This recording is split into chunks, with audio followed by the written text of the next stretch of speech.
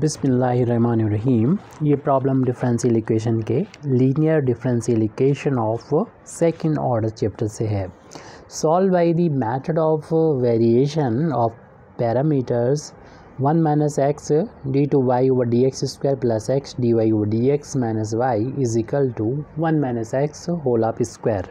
सबसे पहले तो इस डिफरेंशियल इक्वेशन को स्टैंडर्ड फॉर्म में लिखने के लिए D two Y over D x square coefficient 1 होना चाहिए, तो इसलिए 1 माइनस एक्स स्क्वायर से पूरे इक्वेशन को डिवाइड करके हम इस इक्वेशन को इस तरीके से लिख सकते हैं। The given equation can be written as d two Y over D x square plus x upon में आ जाएगा ये, क्योंकि पूरी इक्वेशन को 1 माइनस एक्स से हम डिवाइड कर रहे हैं, इंटू में D Y over D X ये लिख दिया। यहाँ 1 का इंटू मान सकते हैं, तो ये 1 अपान में 1 माइनस एक्स हो जाएगा। राइट हैंड साइड में ये 2 पावर थी और जब 1 पावर से डिवाइड हो जाएगी तो यहाँ पर 1 पावर बचेगी, यानी 1 माइनस एक्स। इसे इक्वेशन नंबर 1 डाल दें। तो सबसे पहले तो हम यहाँ पर इस इक्वेशन की कंपेयर करेंगे, D two Y over D x square plus P D Y over D X plus Q, यहाँ पर वाई और था वाई, और राइट हैंड साइड में आर पी क्यू आ रहे हैं यहाँ पर। तो D Y over D X का जो कोएफिशिएंट है वो p है और इस सेकंड डेरिवेटिव का 1 है, तो इसलिए इसे डिवाइड किया था। तो कंपेयर करने पर p की वैल्यू आ गई x अपान 1 माइनस एक्स और q की वैल्यू आ गई -1 अपान 1 माइनस एक्स। इनको देख के ही पता चल रहा है कि क्या हमें करना चाहिए, यानी कम्प्लीमेंट्री फंक्शन किस तरीके से निकालना चाहिए। और राइट हैंड साइड में जो लिखा है वो है कैपिटल R, जिसकी वैल्यू 1 माइनस एक्स के इक्वल है। हमारा जो मेथड जिस मेथड का हमें यूज़ करना है, यानी method of variation of parameter, उसमें कम्प्लीमेंट्री फंक्शन निकालने का तरीका वो पीछे जो है उसी तरीके से रहेगा, लेकिन यहाँ पर पर्टिकुलर इंटीग्रल निकालने का तरीका जो है वो चेंज हो जाता है। उसमें ये किया जाता है कि जो हमारा कम्प्लीमेंट्री फंक्शन आएगा उससे हम पर्टिकुलर इंटीग्रल उसकी हेल्प से निकालेंगे, फाइंड करेंगे। तो फिर हम यहाँ पर सबसे पहले कम्प्लीमेंट्री फंक्शन ही फाइंड कर लेते हैं, और कम्प्लीमेंट्री फंक्शन फाइंड करने के लिए कुछ जो है शॉर्टकट मेथड होते हैं, तो उनका अगर यूज़ करें तो हम यहाँ पर देख रहे हैं, इनको देख के पता चल रहा है कि p में p प्लस क्यू एक्स, ये कुछ कंडीशन होती हैं कि ये अगर वैल्यू 0 हो जाए तो क्या जो है वो कम्प्लीमेंट्री फंक्शन का एक पार्ट होगा सेकंड डिफरेंशियल इक्वेशन का। पूरा कम्प्लीमेंट्री फंक्शन नहीं, पार्ट ऑफ कम्प्लीमेंट्री फंक्शन होगा। तो इस वैल्यू को 0 आ जाती है, तो हम लोग जानते हैं y is equal to X, इस जो डिफरेंशियल इक्वेशन है उसका y is equal to X complementary function का एक पार्ट होगा। तो बस ये सिर्फ एक नहीं, ऐसी बहुत सारी कंडीशंस होती हैं इस सवाल के लिए। तो देख रहे हैं जैसे कि यहाँ पर देख रहे हैं उसमें ये कंडीशन सेटिस्फाई हो रही है। तो p की वैल्यू x अपान 1 माइनस एक्स और प्लस q की वैल्यू जो है माइनस, यहाँ पर x से मल्टीप्लाई करना पड़ेगा q से, तो जब x से इंटू करेंगे तो ये वैल्यू हो जाएगी माइनस एक्स अपान 1 माइनस एक्स। तो देख रहे हैं कि ये वैल्यू प्लस की माइनस कैंसिल होकर 0 आ जाती है। जब p प्लस क्यू एक्स की वैल्यू 0 आ जाती है तब हम लोग जानते हैं, कह सकते हैं, so y is equal to X is a part of complementary function, यानी पार्ट कहा जा रहा है, यानी पूरा कम्प्लीमेंट्री फंक्शन नहीं है। दूसरा इसका पार्ट निकालने के लिए हम लोग जो डिफरेंशियल इक्वेशन नंबर 2 में जो दे रखा है उसका राइट हैंड साइड को 0 कर देंगे, और उस 0 करने के बाद जो हमें डिफरेंशियल इक्वेशन मिलेगा उसका सॉल्यूशन ही इस डिफरेंशियल इक्वेशन का कम्प्लीमेंट्री फंक्शन होगा। तो फिर इसका कम्प्लीमेंट्री फंक्शन निकालने के लिए हम यही काम करेंगे जो अभी हमने बोला था। इसको हम लिख भी दे रहे हैं यहाँ पर, टू फाइंड, यानी हमने कम्प्लीमेंट्री फंक्शन फाइंड करने के लिए किसका, इक्वेशन नंबर 1 का, जो इक्वेशन नंबर 1 से डिफरेंशियल इक्वेशन ऊपर डिनोट किया है, यानी गिवन डिफरेंशियल इक्वेशन, इसको स्टैंडर्ड फॉर्म में बदल दिया है, उसको बदल दे रहे हैं। तो उसका कम्प्लीमेंट्री फंक्शन निकालने के लिए दी solution of the corresponding equation means जो डिफरेंशियल इक्वेशन दे रखी है इसमें आप राइट हैंड साइड में 0 कर देंगे तो उसका सॉल्यूशन इस डिफरेंशियल इक्वेशन का कम्प्लीमेंट्री फंक्शन कहलाएगा। तो इसलिए इस हम क्या कह रहे हैं, कम्प्लीमेंट्री फंक्शन अगर 1 का फाइंड करना है तो हमें इस इक्वेशन 1 का जो करस्पॉन्डिंग इक्वेशन है उसको लिख देना चाहिए, यानी सारी लेफ्ट हैंड साइड में वैल्यू है वैसे ही रख देंगे। d2/dx² प्लस इक्वेशन नंबर 1 है उसी को लिख रहे हैं लेफ्ट हैंड साइड पूरा कम्प्लीटली।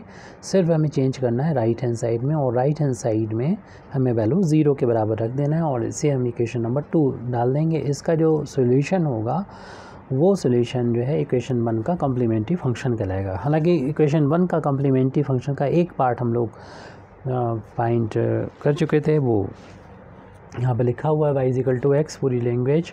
तो अब हम इसका कंप्लीट सॉल्यूशन निकालने के लिए पुट कर देंगे इसका, मान लिया कि दूसरा पार्ट जो है इसका v है तो y=vx रख देंगे। अगर y=vx रखेंगे तो dy/dx की वैल्यू क्या रखेंगे, इसलिए इसको हम इतना रखेंगे और साथ ही साथ जो है वो dy/dx की वैल्यू निकालने के लिए इसको डिफ्रेंशिएट कर दें।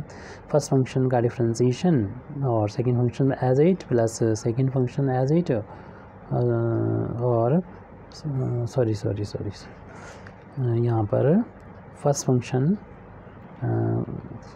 अगर हमने इसे माना उसका डिफ्रेंशिएशन किया, सेकंड वैसे ही प्लस सेकंड फंक्शन को एज इट लिखेंगे, यानी v को फर्स्ट फंक्शन इसको दोबारा कर देते हैं, यानी हमको वैल्यू निकालना है dy/dx की। तो हमको इसको फर्स्ट फंक्शन और इसको सेकंड मान लिया, तो फर्स्ट फंक्शन को हमने वैसे लिख दिया और सेकंड फंक्शन का डिफ्रेंशिएशन कर दिया, आप डायरेक्ट कर देंगे, प्लस सेकंड फंक्शन को वैसे लिख दें और फर्स्ट फंक्शन का डिफ्रेंशिएशन कर देंगे और x का x के रिस्पेक्ट में डिफ्रेंशिएशन 1 हो जाएगा। 1 का इसमें इंटू करेंगे तो v आ जाएगा, तो v प्लस का x dv/dx, ये वैल्यू dy/dx की आई, लेकिन हमें तो वैल्यू सेकंड डेरिवेटिव की भी रखना है यहाँ पर। तो इसी जो अभी लास्ट में आया है हमारा, इसको एक बार और x के रिस्पेक्ट में जब डिफ्रेंशिएशन कर देंगे तो हमें d2y/dx² की वैल्यू मिल जाएगी, यानी हमें डिफ्रेंशिएशन कर देना चाहिए dy/dx जो फाइंड किया है, और dy/dx अभी जो फाइंड किया है वो था v प्लस का x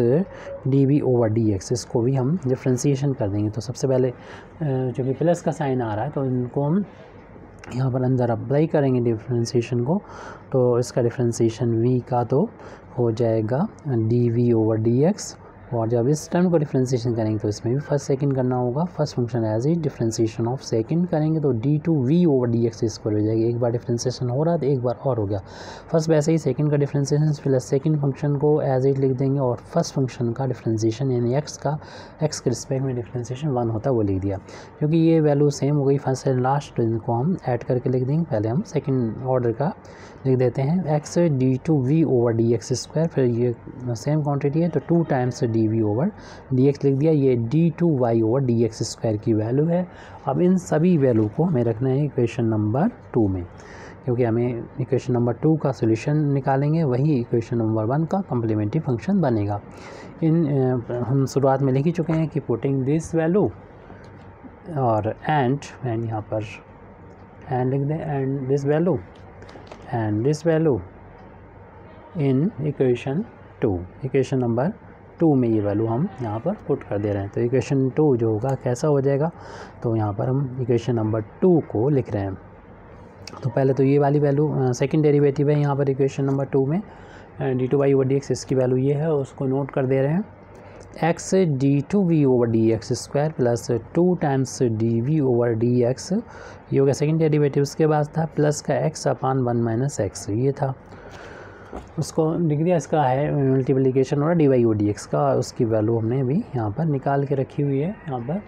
तो ये v प्लस x dv/dx है। फिर उसके बाद है यहाँ पर माइनस का साइन, तो अप्लाई कर दिया, 1/1 है 1 - x, और यहाँ पर y की वैल्यू चूँकि हम लोग रख चुके हैं vx रख चुके हैं, शुरुआत ही इसी से की थी y=vx, तो यहाँ पर पुट कर चुके हैं राइट हैंड साइड में 0। अब इसको थोड़ा सा सिंप्लीफाई करना होगा हमको, तो ब्रैकेट हटा दें, इसकी कोई ज़रूरत नहीं है। तो हमारे पास फर्स्ट टर्म तो ये बचा हुआ, इसको लिख देते हैं x d2v/dx स्क्वायर, और यहाँ पर प्लस 2dv/dx, इस ब्रैकेट को ओपन करेंगे, इसका इंटू दोनों में हो जाएगा, तो plus x/1 minus X into V, plus इसका इंटू यहाँ होगा तो एक्स स्क्वायर हो जाएगा, एक्स स्क्वायर अपान में है 1 माइनस एक्स इंटू dv/dx, और इस टर्म को लिख देंगे जो कि माइनस का, इस x को पहले लिख दें तो इस टर्म जैसे देखने को मिलेगा x/1 माइनस एक्स, और b को हम लास्ट में लिख दें राइट हैंड साइड 0, तो ये टर्म जो है प्लस माइनस जो होगा वो कैंसिल हो जाएगा, तो हमारे पास जो बचेगा उसको हम अगली स्टेप में यहाँ पर लिख रहे हैं। तो ये वैल्यू है x d2v/dx स्क्वायर, और अब हमारे पास जो बच रहे दोनों टर्म, तो इसमें से हम dv/dx को अगर कॉमन ले लें तो इसमें तो 2 बचेगा, उसको लिख दिया, और यहाँ पर बच रहा है प्लस का ये x²/1 माइनस एक्स वो बच रहा है, और यहाँ पर dv/dx को कॉमन ले लिया इन दोनों टर्म में, राइट हैंड साइड में 0 था उसको लिख दिया। अब इसको भी जो स्टैंडर्ड फार्मूला लिखने के लिए, यानी d2y/dx² को कोएफिशिएंट को कांस्टेंट बनाने के लिए x² से पूरे इक्वेशन को डिवाइड कर देंगे, तो हमको मिल जाएगा d2v/dx² प्लस यहाँ पर डिवाइड करेंगे पूरे में तो 2 में भी डिवाइड हो जाएगा, और साथ में यहाँ डिवाइड जब करेंगे तो x की एक पावर कैंसिल हो जाएगी, ऊपर x की एक पावर बचेगी, अपान में 1 माइनस एक्स है, और ये dv/dx है, जो कि यहाँ पर सेकंड डेरिवेटिव और फर्स्ट डेरिवेटिव दोनों मौजूद हैं और v मौजूद नहीं है, तो ऐसे केस में हम इसे थोड़ा सा रिड्यूस कर सकते हैं, इसलिए हम यहाँ पर कुछ इसको मान लेते हैं, यानी पुट कर देते हैं। इसमें जो dv/dx है इसको अगर हम p मान लें थोड़ी टाइम के लिए, तो इसका डिफ्रेंशिएशन करेंगे तो dx के रिस्पेक्ट में तो d2v/dx² मिलेगा, और राइट हैंड साइड में dv/dx हो जाएगा, क्योंकि x का फंक्शन है तो ये हमारा डिफरेंशियल इक्वेशन रिड्यूस हो जाएगा। तो द इक्वेशन यानी डिफरेंशियल इक्वेशन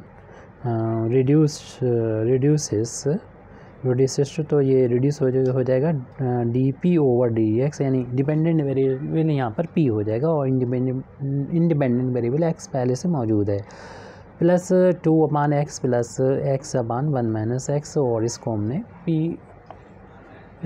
p माना था, उसको हमने यहाँ पर पुट कर दिया, राइट हैंड साइड में 0 रख दिया।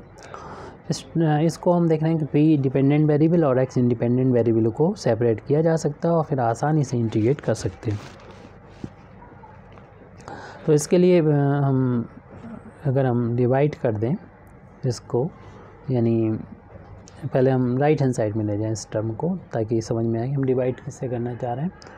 तो dp/dx जिसको हम इधर पहुंचा देंगे, तो एक काम और भी साथ में करते हुए चलें हम लोग, तो माइनस हो जाएगा, इधर टर्म ले जाएंगे। एक काम हम और करें कि इसके पार्शियल फ्रैक्शन कर लें, और पार्शियल फ्रैक्शन के लिए अलग से मेहनत हम नहीं करेंगे, उसके लिए आप फिर ये करें कि यहाँ पर जो साइन है इसका वो चेंज कर दें, यानी इसका जो साइन है माइनस कर दें, और यहाँ पर जैसा नीचे है वैसा ऊपर बनाना है, यानी एक पावर जब होती है तो पावर जब इक्वल होती है तो ये यहाँ पर हम लोग जैसा नीचे है वैसा ऊपर बना लेते हैं। क्योंकि यहाँ पर माइनस एक्स है तो माइनस एक्स कर दें और इधर माइनस कर दें, तो ये माइनस माइनस प्लस हो जाएगा। अब इसके साथ 1 भी है प्लस का, तो 1 प्लस कर लें, और प्लस किया तो माइनस भी करना पड़ेगा, और यहाँ पर ब्रैकेट को कर दें क्लोज, ब्रैकेट क्लोज कर देंगे, p का इंटू है ऐसे, तो dp/dx इज इक्वल टू, फिर यहाँ से सेपरेट कर दिया जाएगा, तो -2/x माइनस ये अपान ये और ये अपान कर देंगे,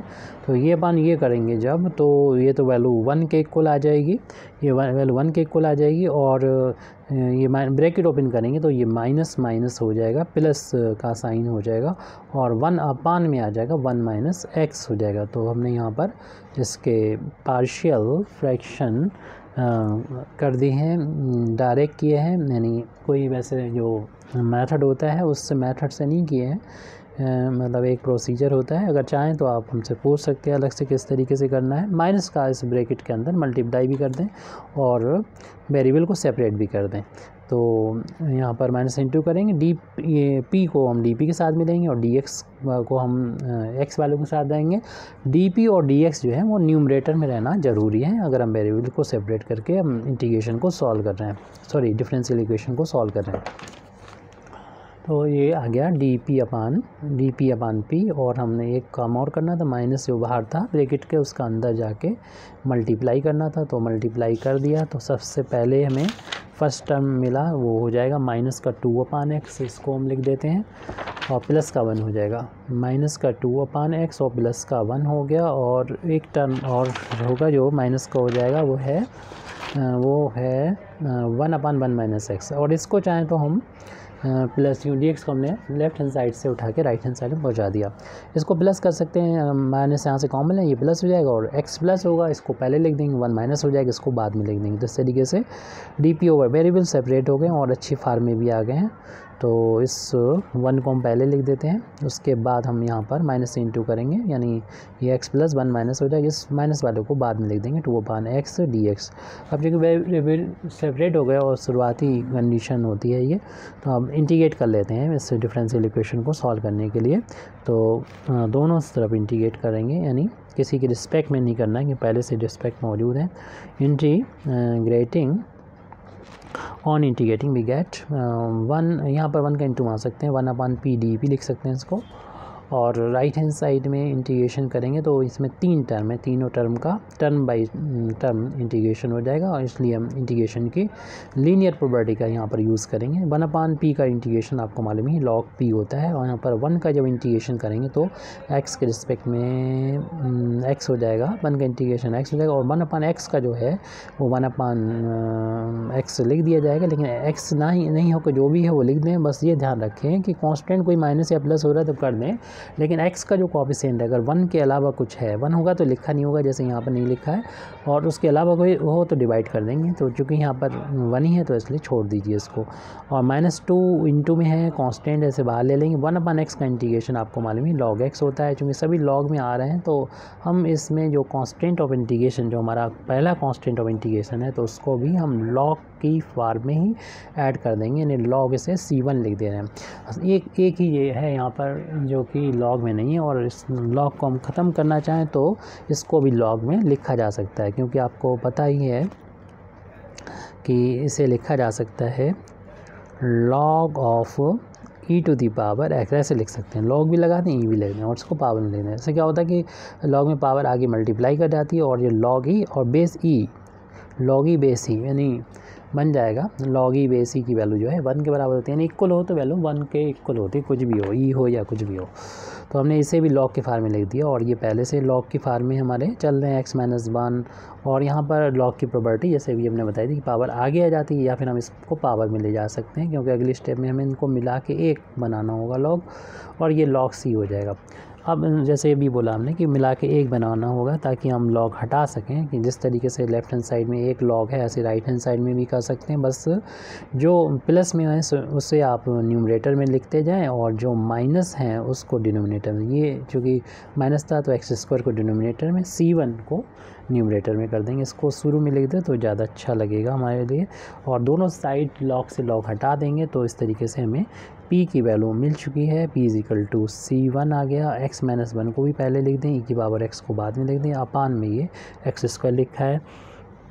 तो अब p की जो अपना काम इसने कंप्लीट किया, तो p की वैल्यू वापस कर दीजिए, पीछे देख लीजिएगा, p की वैल्यू जो है वो dv/dx है, और हमें बाद में b की वैल्यू भी रखना, b की वैल्यू निकाल आएगी तब रखेंगे। c1 x - 1 into e to the power x upon x² है। इसे सॉल्व करने के लिए c1 जो कि कांस्टेंट है, ज़्यादा प्रॉब्लम नहीं खड़ी करेगा। जिस तरीके से अभी हम लोगों ने किया था वेरिएबल को सेपरेट, अभी फिर दोबारा से देखने वेरिएबल सेपरेट होते हुए नज़र आ रहे हैं, क्योंकि ये x का ही फंक्शन है, v का तो है नहीं। तो dx को हम राइट हैंड साइड में पहुंचा देंगे। साथ में दूसरा काम ये करेंगे, कांस्टेंट तो अलग रखें, इसे सेपरेट कर लें, यानी x/(x² - 1/x²) इस तरीके से। e की पावर x के साथ में अगर है, और ये हमारा बड़ा अच्छा सा नज़र आ रहा है, क्योंकि ये एक पावर कैंसिल होके 1 ऊपर बचेगा अपान में x, और इसे प्लस कर लें और इस माइनस को ब्रैकेट में बंद करें। तो आपको मालूम ही है कि इसका डिफ्रेंशिएशन करते हैं तो ये आता है। तो बड़े आसानी से इंटीग्रेशन हम लोग लिख सकते हैं, हालांकि हम इसको डायरेक्ट नहीं करेंगे, फार्मूला होता है डायरेक्ट कर सकते हैं। e की पावर x हो, अगर इसका ये डेरिवेटिव हो तो आपको मालूम है इसका आंसर आ जाएगा ये और इसका डेरिवेटिव उसे छोड़ देंगे, e⁻x इतना इसका आ जाएगा इंटीग्रेशन। लेकिन हम इंटीग्रेशन करके आपको दिखाएंगे किस तरीके से आता है। तो दोनों साइड इंटीग्रेशन कर देंगे, यानी ऑन इंटीग्रेटिंग। तो यहाँ 1 का इंटू मान सकते हैं, इधर कांस्टेंट है जो C1, तो कांस्टेंट इंटीग्रेशन के साइन से बाहर हो जाता है। हमें इंटीग्रेशन करना होगा इसका 1/x प्लस का साइन या माइनस लगा रहने दीजिए, हम डायरेक्ट नहीं कर रहे हैं इसको।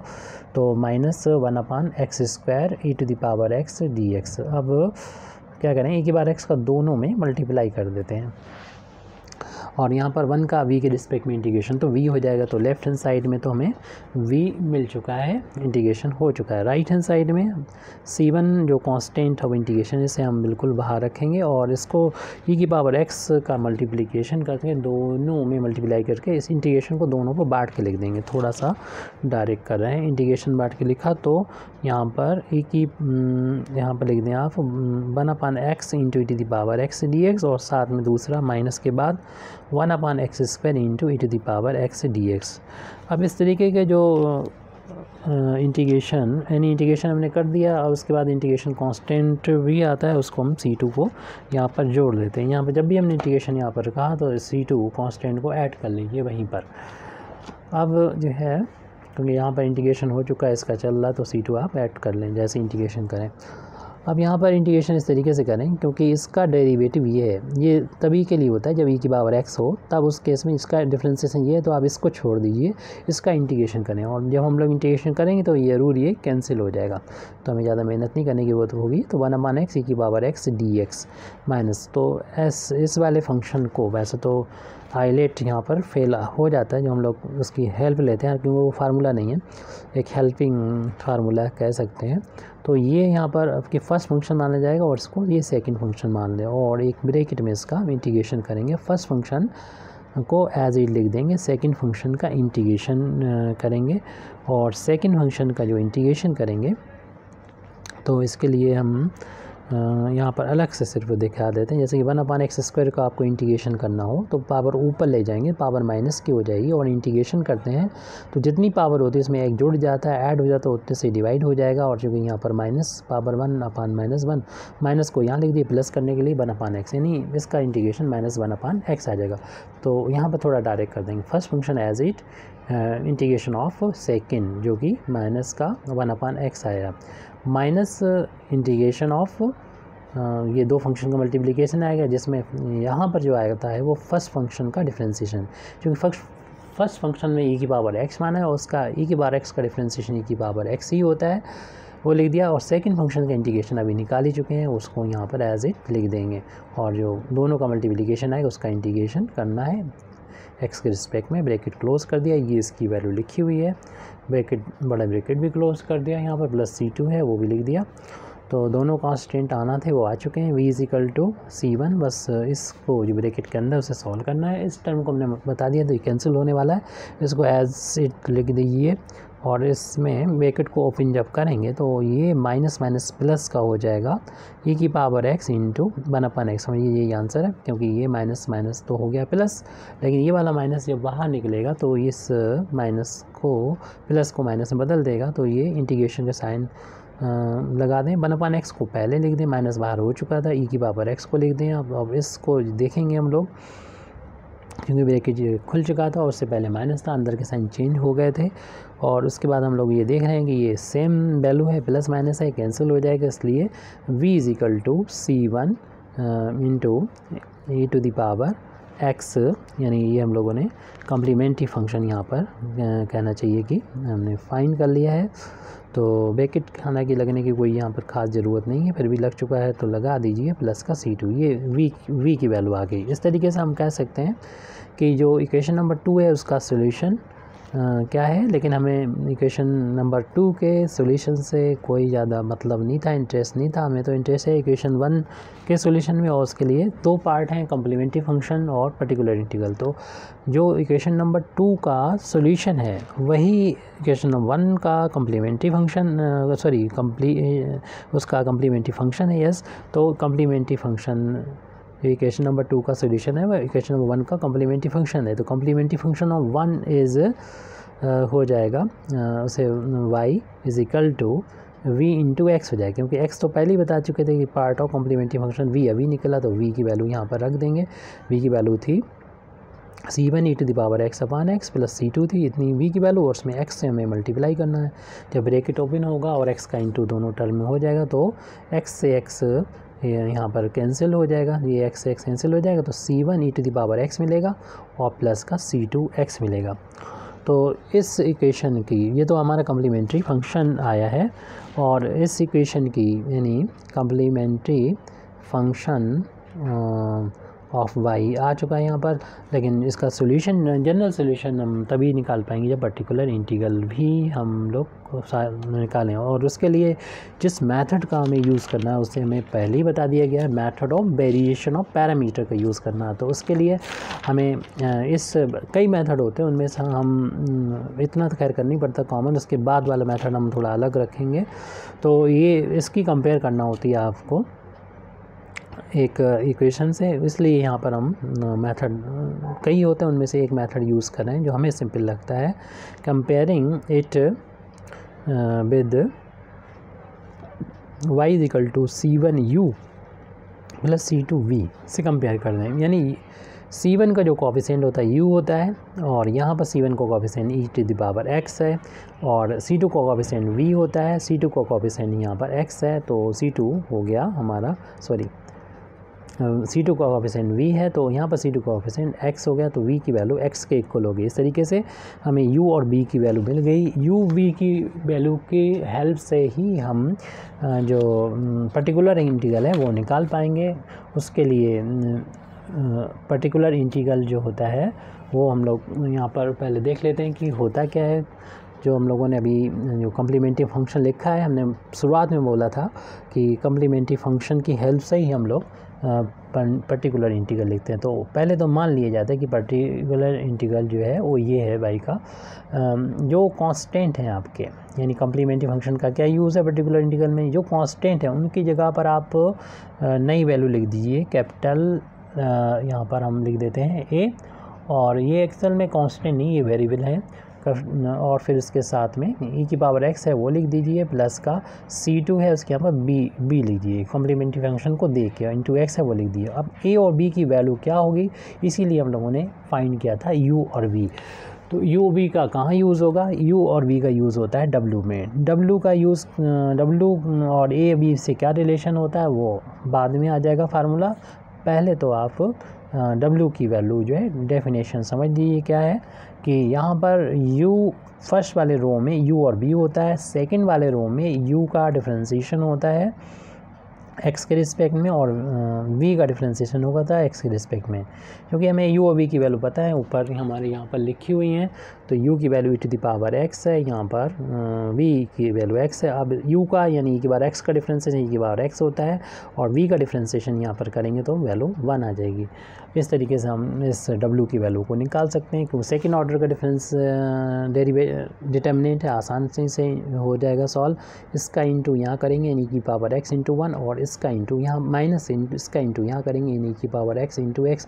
इन दोनों में से e⁻x कॉमन है तो हमारे पास 1 बचेगा, उधर x बचेगा। इस तरीके से ये w की वैल्यू आ गई। अब w का रिलेशन क्या होता है a और b से, वो यहाँ पर फार्मूला होता है, वो आप याद कर लीजिए जिसका यूज़ होगा। तो पहले हम दोनों फार्मूले लिख देते हैं, बाद में अगले पेज पर हम इसकी वैल्यू निकालेंगे। तो a के लिए a में आता है माइनस का v आता है, कैपिटल R जो है वो दोनों में रहेगा, अपान में w दोनों में रहेगा। तो पता चल गया w का क्या यूज़ है और w की क्या डेफिनेशन है। और इसी तरीके से v की वैल्यू क्या होती है, v की वैल्यू में प्लस होता है u और कैपिटल R अपान w, बाकी चीज़ें वैसे ही रहेंगी। R अपान w रहता है, इसमें बस a में याद रखना है माइनस b होता है और b में u होता है। अब अगले पेज पर हम कैपिटल A की वैल्यू पहले निकालेंगे, B की वैल्यू निकालेंगे, फिर जब वो वैल्यू आ जाएगी तो जो अभी हमने पर्टिकुलर इंटीग्रल माना था यहाँ पर वैल्यू रख देंगे। जब पर्टिकुलर इंटीग्रल और CF हमें दोनों पता होता है तो हम सोल्यूशन, जनरल सोल्यूशन लिख सकते हैं किसी भी डिफरेंशियल इक्वेशन का। तो यहाँ पर सबसे पहले हम कैपिटल A की वैल्यू फाइंड कर रहे हैं। Capital A is equal to minus b into R upon w dx ये था। तो यहाँ पर माइनस b की वैल्यू x थी और आर की वैल्यू शुरुआत में हम लोगों ने निकाली थी, इक्वेशन नंबर 1 जो आया था उसमें कंपेयर की थी, तो वो है 1 माइनस एक्स। तो ये वैल्यू यहाँ पर 1 माइनस एक्स रख दें, काफ़ी बड़ा क्वेश्चन है ये। 1 माइनस एक्स अपान में W, और W की value e to the power x 1 minus X निकली थी। और ये हमारे लिए अच्छा है कि ये फैक्टर कैंसिल हो गया बहुत आसानी से। और e की पावर x को जब हम ऊपर ले जाएंगे, माइनस को इंटीग्रेशन के साइन से बाहर कर देंगे, कांस्टेंट है, x e की पावर माइनस एक्स हो जाएगा dx। और यहाँ पर इंटीग्रेशन बाई पार्ट्स कर लेंगे, फर्स्ट इसको और सेकेंड उसको मानना होगा। तो first function as it integration of second, इसका इंटीग्रेशन थोड़ा सा डायरेक्ट कर देंगे क्योंकि e की पावर x का तो e की पावर x होता है, लेकिन x का जो कोफिशिएंट या -1 है उससे डिवाइड कर देंगे। माइनस फर्स्ट फंक्शन का डिफरेंशिएशन यानी x का डिफरेंशिएशन 1, सेकंड फंक्शन का इंटीग्रेशन और इसका इंटीग्रेशन वही जो अभी लिख चुके हैं, अपान में माइनस आएगा, और जो इन दोनों का मल्टीप्लिकेशन आएगा पूरे के इंटीग्रेशन, ये इंटीग्रेशन बाई पार्ट यहाँ पर हो चुका है। इसे थोड़ा सा सॉल्व करके और लिख देते हैं, यानी इस ब्रैकेट को जब ओपन करेंगे तो ये माइनस माइनस हो जाएगा, प्लस का x e की पावर माइनस एक्स, ये वाला माइनस तो प्लस हो जाएगा, लेकिन ये वाला माइनस यहाँ दोबारा बाहर आके इस प्लस को माइनस बदल देगा, और ये इंटू और डिवाइड होके 1 हमारे पास e की पावर माइनस एक्स बचा है, जिसका इंटीग्रेशन e की पावर x का भी हम लोग कर चुके हैं, वही लिखेंगे e की पावर माइनस एक्स, और x का कोफिशिएंट -1 से डिवाइड करेंगे, वो माइनस इस माइनस को प्लस कर देगा, तो ये वैल्यू आ जाएगी x e की power minus X plus e to the power minus X, दोनों में से कॉमन मिल जाएगा, तो हमारे पास x प्लस 1 बचेगा e की पावर माइनस एक्स कॉमन लेने पर। ये कैपिटल A की वैल्यू आई। अब हमें कैपिटल B की वैल्यू भी फाइंड कर लेना चाहिए। ये होता है u capital R upon W dx, और u की वैल्यू यहाँ पर जो हम लोगों ने फाइंड की थी, सॉरी e की पावर यस u की पावर x आई थी, वो लिख दें, और कैपिटल R की वैल्यू हम दिखा चुके हैं, इक्वेशन नंबर 1 के बाद लिखी हुई है 1 माइनस एक्स।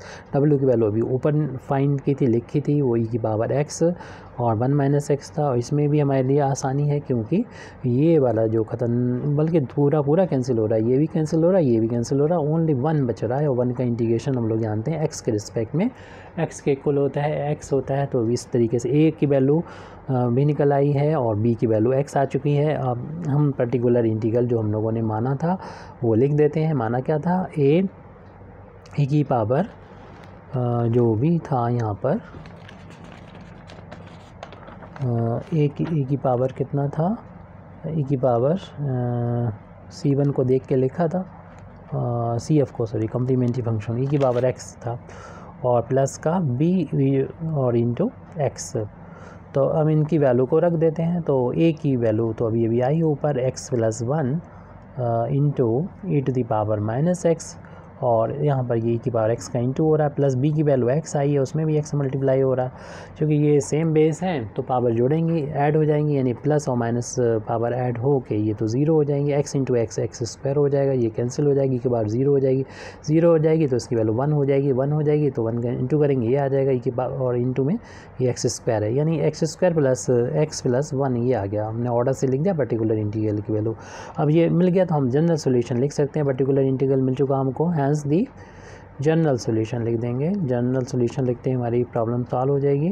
जनरल सोल्यूशन ही हमें फाइंड करना था, जो हमें इक्वेशन नंबर यानी गिवन इक्वेशन दे रखा था, यानी इक्वेशन नंबर 1 दे रखा था।